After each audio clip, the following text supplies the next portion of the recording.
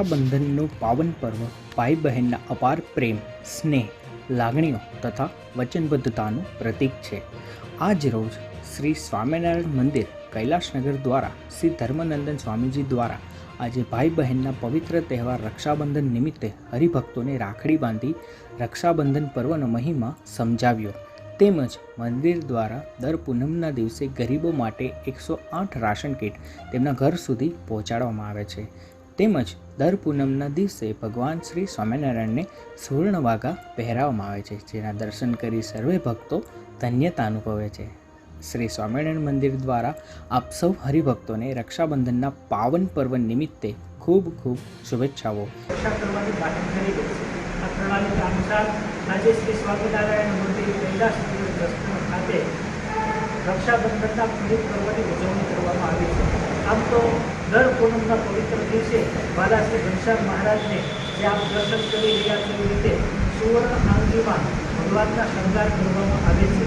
આ આંગીનો એવો મહિમા છે કે પૂર્ણિમાના દિવસે ભગવાન છે કે જેમ ચંદ્ર પૂર્ણ કલાએ ખીલો હોય એ રીતે ભક્તો ઉપર પૂર્ણ કૃપા વરસાવતા હોય.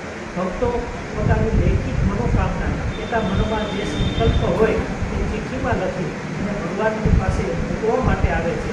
સંતો તુલસી પત્ર સહિત એમની સંકલ્પ ચિઠ્ઠીને ભગવાનના ચરણોમાં જન્મોદરના પાઠ તથા મહાભારતમાં બતાવેલા વિષ્ણુ સહસ્ત્રના 1008 મંત્રોથી ભગવાનના ચરણે પધરાવે છે.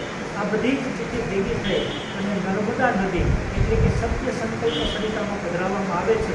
હજારો ભક્તોના પૂનમના દિવસે ભગવાનના લૌકિક સંકલ્પ છે પૂર્ણ કરતા હોય છે. તે ઉપરાંત આસપાસના 10થી 12 જેટલા ગામડાઓની અંદર તથા કોઈપણ જસ્તરની અંદર રહેતા ગરીબ લોકોને અન્ન મળી રહે એવા હેતુથી ભગવાન સ્વામિનારાયણની દયાળુ પ્રકૃતિ એ અનુસાર અમારા ગુરુ રાજકોટ ગુરુકુળ સંસ્થાના સંસ્થાપક શાસ્ત્રી શ્રી ધર્મજીવનદાસજી સ્વામી તથા વર્તમાન કાળ ગુરુ સ્વામી વિરાજમાન પૂજ્ય દેવકૃષ્ણદાસજી સ્વામીની પ્રેરણાથી અહીંયા દર પૂનમના દિવસે 108 ગરીબ લોકોને ગોપીનાથ ગરીબ નિવાસ કીટ એવા નામથી 700 રૂપિયાના ખર્ચે તૈયાર થતી રાશન કીટ છે અર્પણ કરવામાં આવે છે.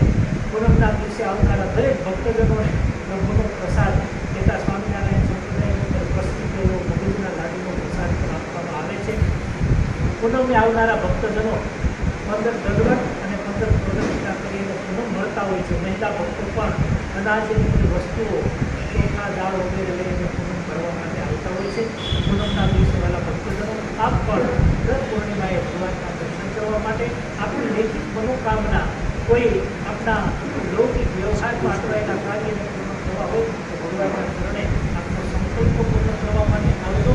અને સાથે આપણા નજીકમાં કોઈ જાણીતા હોય તો જરૂરિયાતમંદ ગરીબ લોકો હોય તો એમને આપ પ્રેરણા કરશો. રિપોર્ટર જિગ્નેશ સિદ્ધપુરા, આઝાદ મીડિયા લાઈવ ન્યૂઝ, જસદણ.